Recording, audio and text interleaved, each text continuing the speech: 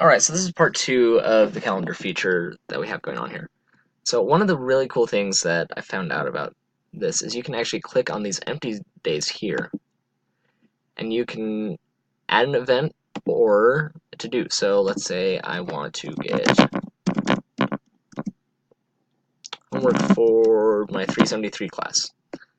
So that's going to be on September 14th, and I want a notification about that at, let's say, 4:30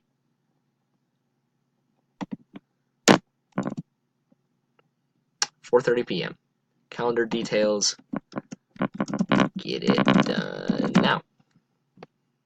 Then you just go down here, submit, and look, it pops up here all nice and happy. So that's something that you can do and play around with. Use it to your advantage. Have a good time with it.